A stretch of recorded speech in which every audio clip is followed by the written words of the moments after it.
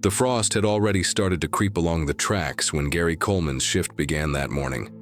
At 62, he'd seen just about everything in his 4 decades on the rails, from deer frozen mid-leap to drifters risking everything for a shortcut. But what happened just past mile marker 217 still wakes him in the middle of the night, sweat on his brow and a whisper in his throat. Gary was 3 months into retirement when his wife died unexpectedly of a stroke. Her knitting chair sat untouched, a cup of tea fossilized beside it. Every day since, Gary had begged the rail company for any shift, any excuse not to be home. He was working the 5:45 a.m. freight through northern Montana, a quiet run lined by pine forests and steep embankments. The silence of the morning was heavy, like the world was holding its breath. Gary sipped his coffee, the mug trembling slightly as the wheels roared beneath him. He felt the usual pangs of loneliness, his eyes unconsciously drifting to the empty engineer's seat beside him, where Doris used to sit during his long overnight runs. For the first time in weeks, he was starting to feel calm, and then something jolted in his gut. Up ahead, maybe 300 yards out, something massive was sprawled across the tracks. At first, he thought it was a downed tree or maybe a cow, but as the shape came into focus, his blood turned to ice. It was a tiger. Not just any tiger, but a full-grown Bengal, striped gold and black, its ribs heaving against the snow, too weak to move. Gary's instincts kicked in. He hit the emergency brake, the wheels screaming against the rails, but momentum was against him. He gritted his teeth and prayed as the train ground forward, closer and closer to the fallen animal. It wasn't supposed to be there. This wasn't India or a zoo line. Montana didn't have tigers, and yet there it was, magnificent and broken, lying across the steel path of a 200-ton locomotive. Gary pulled the horn, hoping the noise would scare it off, but the tiger didn't move. It barely lifted its head, its golden eyes locking onto his with a weariness Gary knew too well. The train lurched, metal shuddering as it finally stopped just a few dozen feet short of the animal's flank. For a moment, time froze.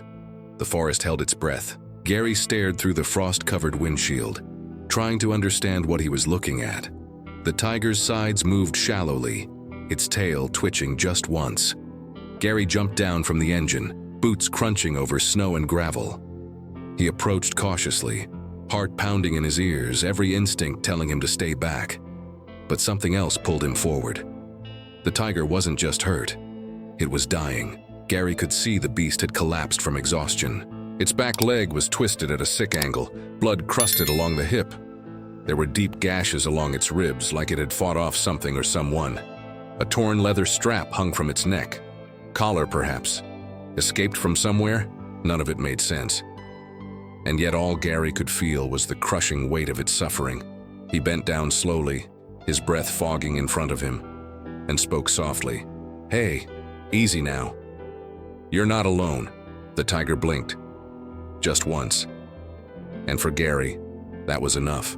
He stood back up, looking down the long stretch of silent track. This wasn't in the manual.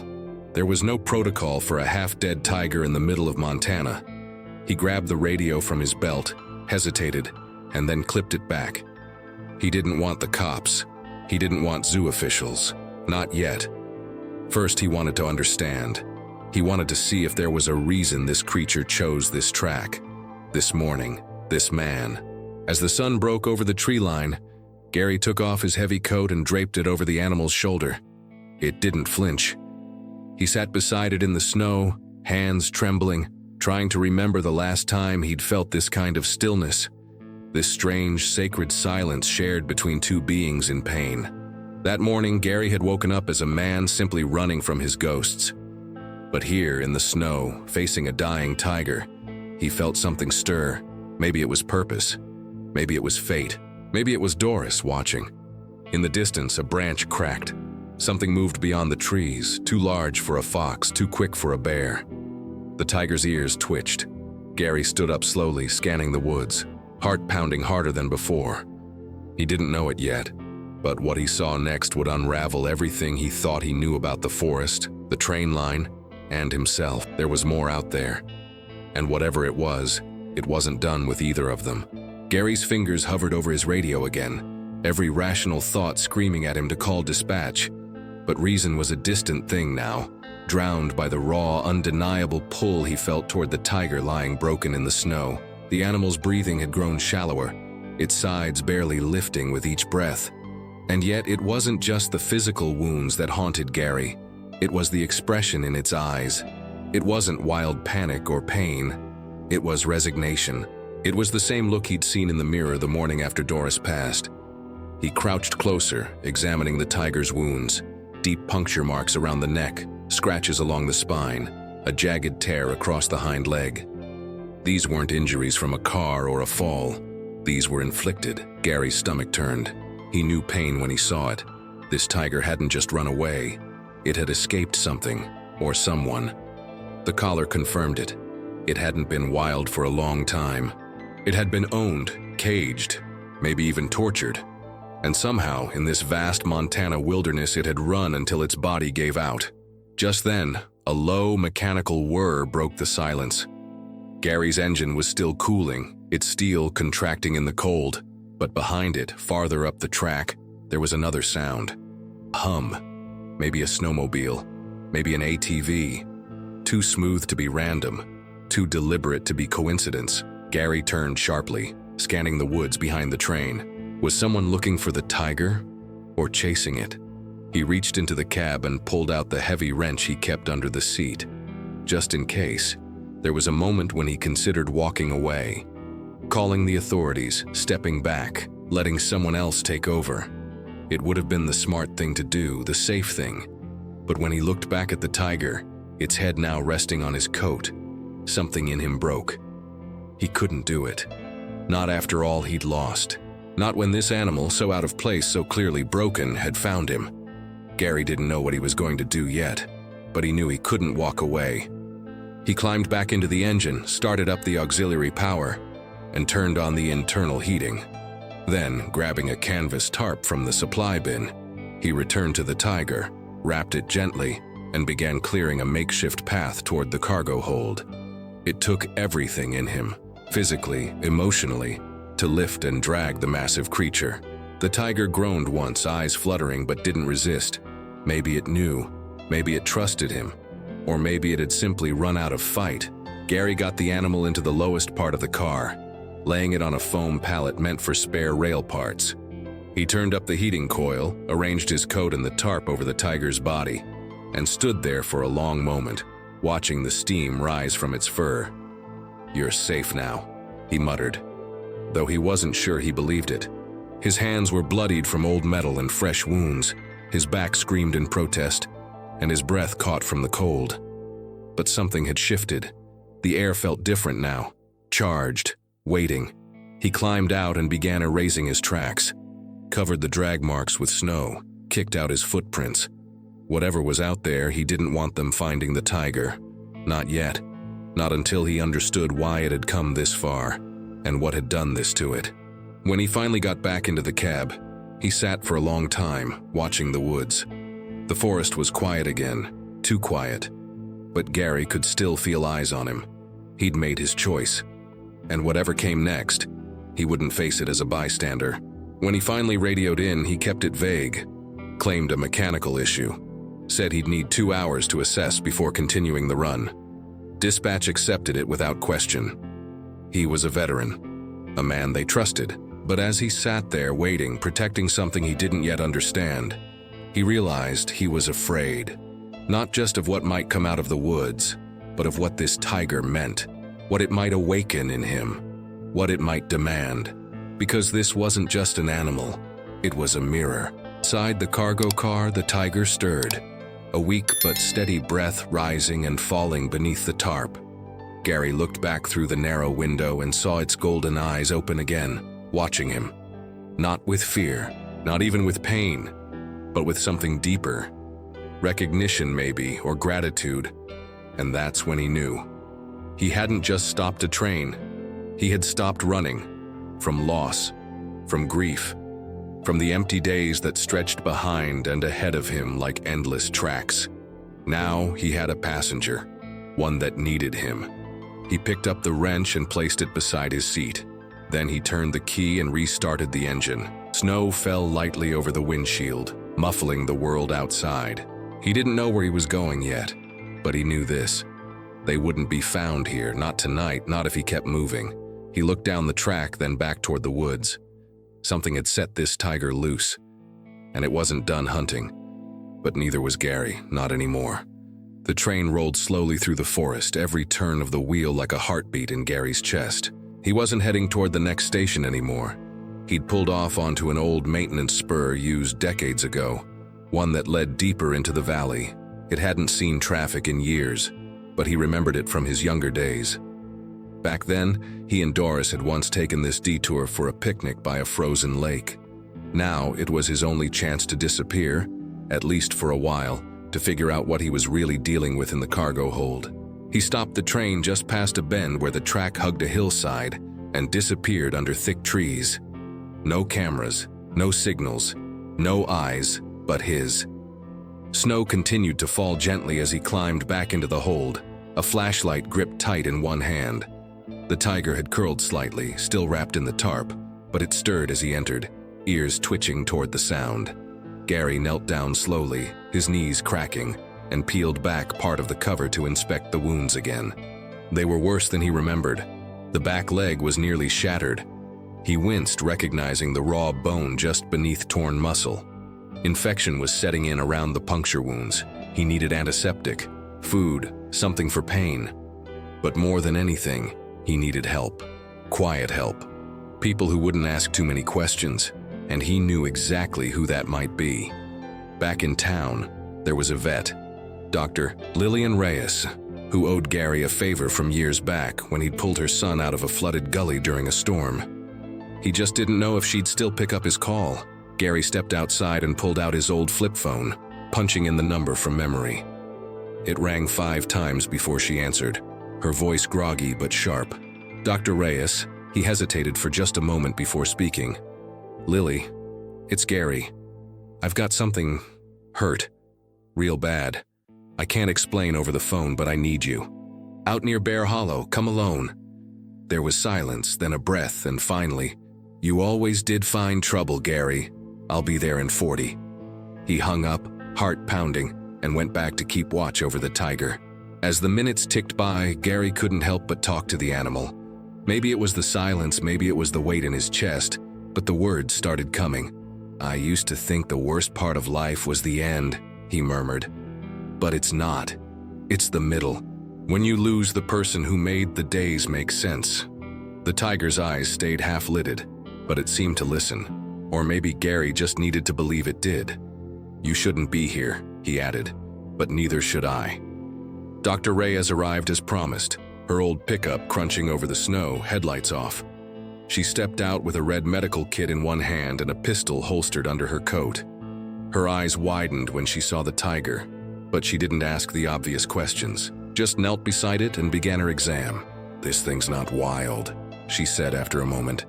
It's been declawed, and drugged maybe, sedatives wearing off too fast. Gary nodded. You think it came from that traveling exotic show that passed through Billings last month? She asked. He hadn't considered that. Lillian worked fast, administering fluids and antibiotics, then wrapping the worst of the wounds. Gary held the tiger's head still as she injected a mild tranquilizer to keep it calm. It needs surgery, she said bluntly.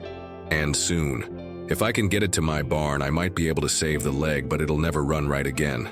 Gary looked down at the animal, its breath now steadier. I don't need it to run, he said. I just need it to live. She looked at him for a long moment, then nodded. All right, but if anyone asks, I was never here. Together, they lifted the tiger onto a sled Gary had rigged from an old door panel and gently dragged it into the back of her truck.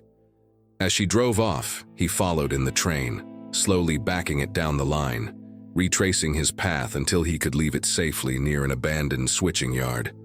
Then he hiked the last 2 miles to her barn, snow seeping into his boots, lungs burning with cold and purpose. By the time he arrived, she'd already prepped the space with heat lamps and blankets. Over the next several days, Gary barely left the tiger's side. He helped clean its wounds, change dressings, spoon-fed it a mash of meat and medicine. He learned to read its body language, the flick of its tail, the twitch of its ear.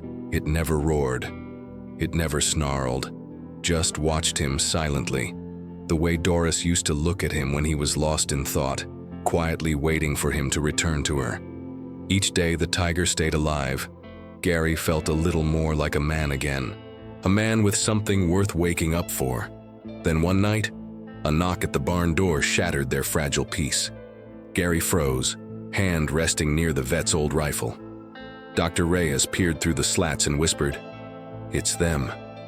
I saw that man in Billings, from the show." A black SUV idled outside, headlights off, two figures standing in the snow. They hadn't come to ask questions. They had come to retrieve property that now had a name. Because sometime during that week, Gary had started calling the tiger Asha. It meant hope.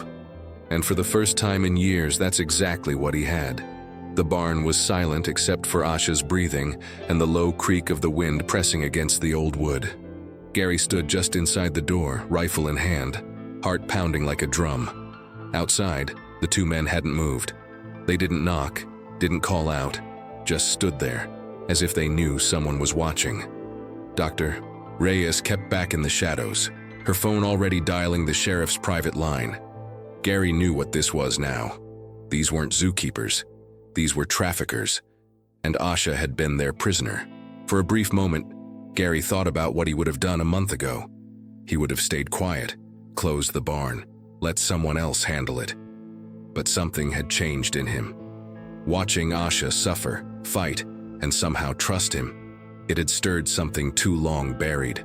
He wasn't going to give her up, not to men who saw her as a thing. He stepped forward, rifle resting across his arms, and opened the barn door slowly. "We're closed," he said.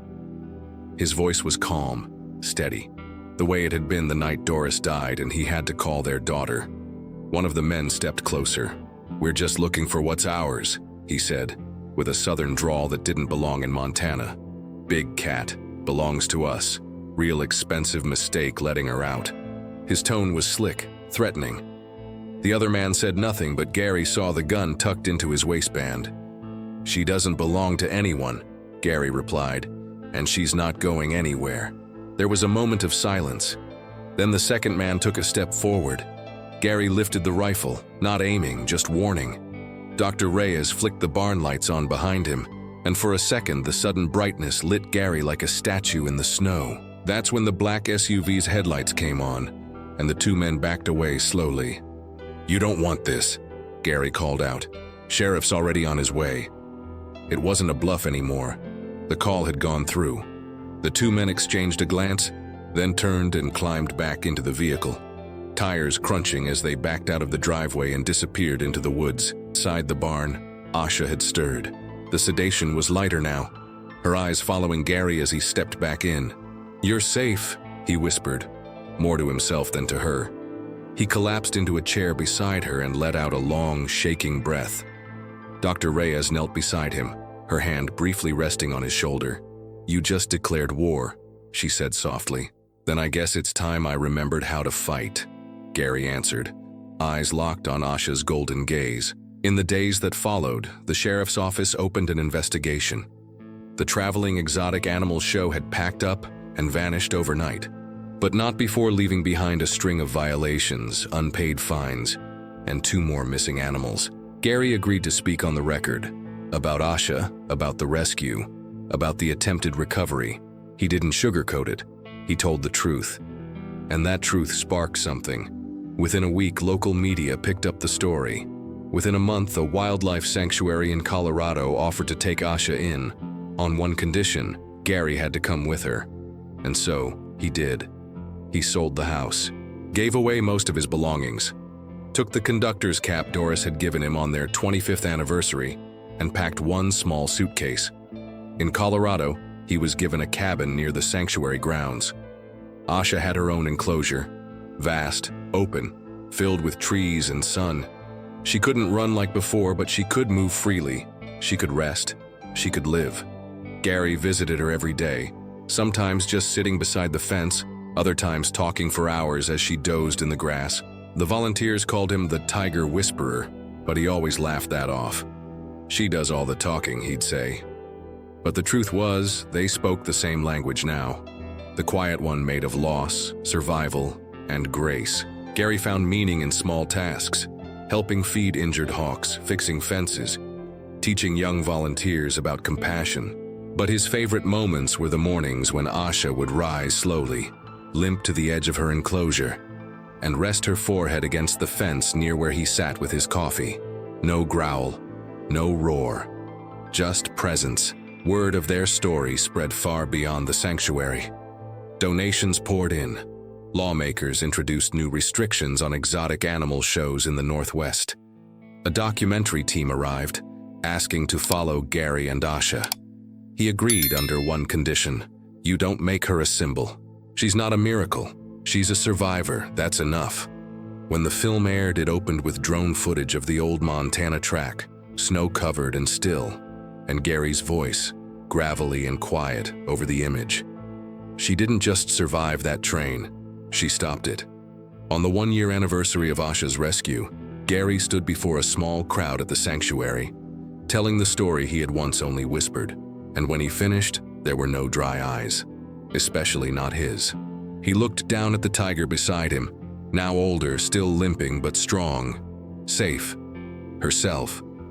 I thought I stopped that train to save her, he said, but the truth is, she saved me first. The crowd rose in silence, not applause, just respect, just awe, just understanding. Because Asha wasn't just an animal. She was grief and healing wrapped in stripes. She was the pain you carry and the strength you find anyway. She was the second chance we all hope for but don't always get. And Gary? He found his place again. Not on a train, not in a house full of silence, but beside something that reminded him every day that survival isn't the end of the story. It's the beginning. The morning after that speech, Asha rose slowly and leaned into the fence again. Gary touched the wire and whispered, "We're both still here." And that was enough.